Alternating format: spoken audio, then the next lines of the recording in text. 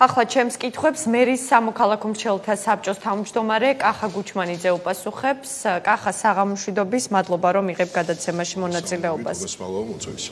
კახა, მინდა კითხო, რამდენად ჯანსაღი პროცესები პრინციპში რადგანაც ვხედავთ რომ სახეზე ვხედავთ რომ არ არის ჯანსაღი პროცესები, მე მაინტერესებს შენგან შენ როგორ აფასებ ამ ფაქტს? უკვე მეორე შემთხვევაა რეგიონში რომ არჩეული მერი ესე კონკრეტული განმარტებების გარეშე ტოვებს თანამდებობას. შენ როგორც მერის სამოქალაქო მრჩეველთა საბჭოს თავმჯდომარე, როგორ მიიჩნევ ამ მოვლენებს?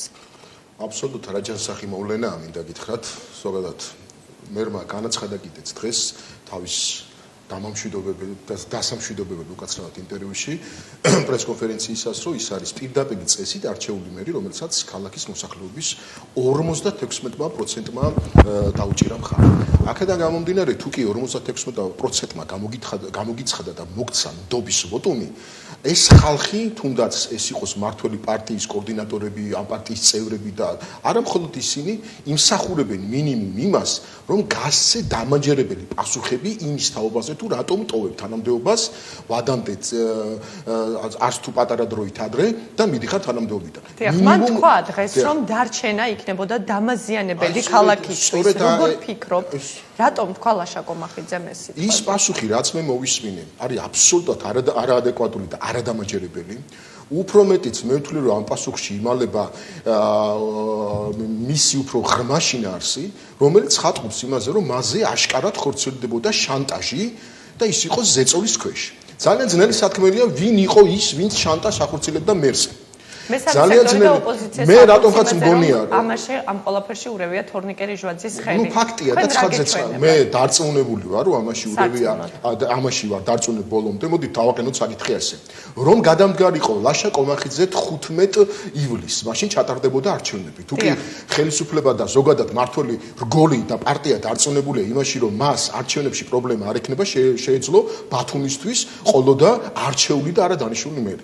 მაშინ როდესაც მოცემულობა გვაქვს 21 საუკუნეში, რომ მთავრობის თავმჯდომარეს, ესე ვთქვათ, ვისი მეჯვარეც არის ინიშნავს თავისივე, ესე ვთქვათ, რეგიონის დედაქალაქის მერად, საქართველოს მეორე ქალაქის მერად, ჩემთვის ეს პროცესი, მიუხედავად ჩემი ღრმა პატივისცემისა, მე პერსონალებს არ ვეხები, არის აბსოლუტურად არაადეკვატური და არაჯანსაღი.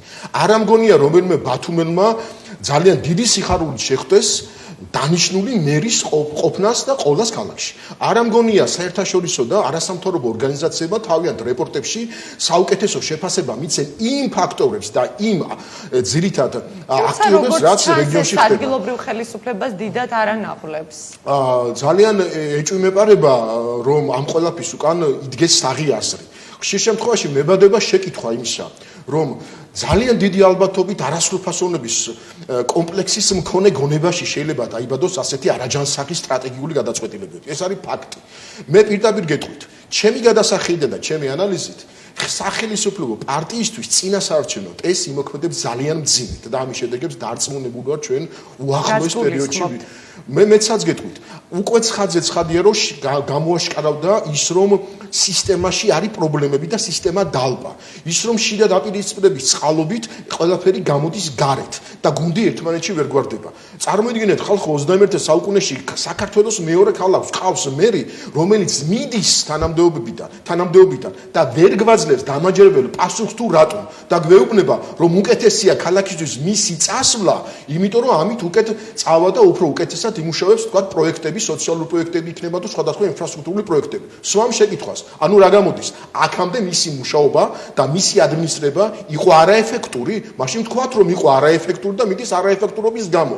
მაგრამ ამ შემთხვევაშიც კი ძალიან თეთრი ჩავზე ნაკერს გავს ეს ყველაფერი იქიდან გამომდინარე, რომ მიდის არა 15-მდე ან 15-ში, არამედ 15-ის შემდეგ, როდესაც არსებული კანონმდებლობა, ესე ვთქვათ, გრძალავს და უკვე აზრი ეკარგება მერის არჩევნების ჩანიშნავს. ჩემის აზრით ის ვინც იდგა ამ არასრულფასოვანი ძალიან ცუდად შეკერილი საქმის ძალიან ცუდად დადგმული კლოუნადის მე არ გამიჭირდება თქვა ეს სიტყვა კლოუნადის უკან ის ვინც იდგა და გაუპატიურა მაპატიეთ გამოთვისთვის თვითმართველ მიუხედავად იმისა რომ ჩვენ გვაქვს ძალიან მყიფე თვითმართველობა მიუხედავად ამისა არ არის სწორი საქციელი ის რომ ესეთი უხეში ფორმებით ხდება შებღალვა და ესე ვთქვათ შებილწვა სულიასწორი მნიშვნელობით ამ თვითმართველობისა ყველა ვინც ამის მონაწილე იყო მათ შორის ის ვინც დათანხმდა გაუპატიურებული თვითმართველობის დანიშნულს გადაწყვეტილება კახა შეურაცხყოფა იმ ხალხის ვინც 2017 წელს მივიდა საარჩევნო ყუთთან და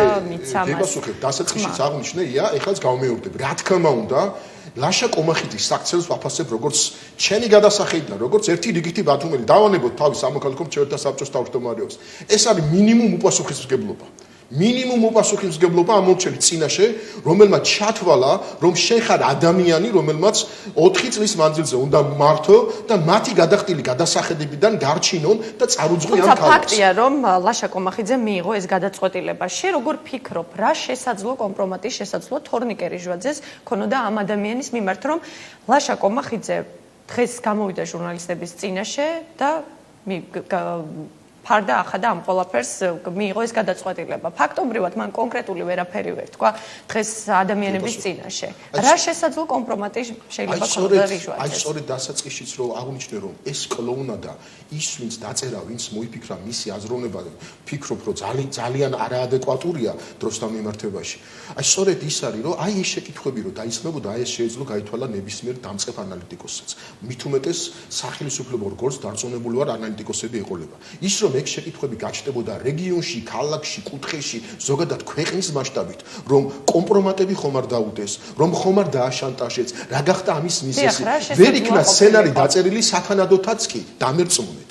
ამას გეუბნებით სრული პასუხისმგებლობით.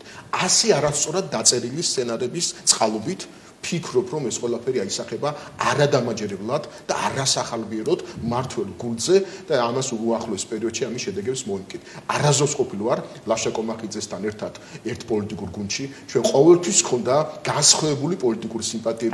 მე მასთან მიმართებაში ჰქონდა მხოლოდ ჰქონდა მასთან ხშირ შემთხვევაში და უმეტეს შემთხვევაში ჩვენ ფასეულობების კუთხით, საკითხებისადმი დამოკიდებულების კუთხით ჰქონდა განსხვავებული შეხედულებები.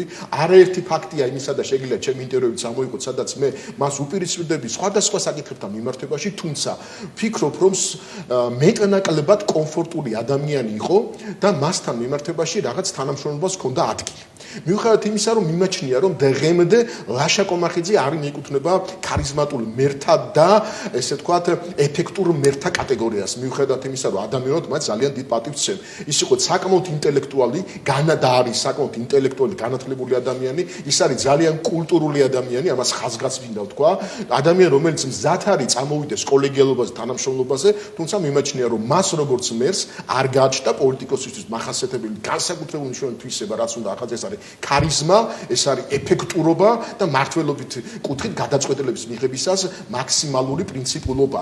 აქედან გამომდინარე მიმაჩნია, რომ მიუხედავად ამისა, მას უნდა მიცემოდა საშუალება იმისა, რომ გაეგრძელებინა მუშაობა, მიუხედავად იმისა, რომ ბათუმლებს და მეც უამრავი შეკითხვა ჰქონდა მასთან და უამრავი დაპირისპირება. მინდა გითხრათ, ის ვინც დღეს დათანხმდა ახალ მერთან, ვიცემერთან თანამშრომლობასთან დაკავშირებით რა ნუ ეს ვიცემერი პრინციპში არის მერის მოვალეობის შემსრულებელი და როგორც მოცემულობაა დღევანდელი მოცემულობით ის წელიწადი და რამოდენიმე თვე კიდევ იქნება ესე ვთქვათ ამ ქალაქის დანიშნული მერი. ხაზს უსვამ დანიშნული მერი და არა არჩეული მერი. თუმცა მოგიწევთ ალბათ მასთან არა, მოდი შევთავაზეთ ერთ რაღაც ასე.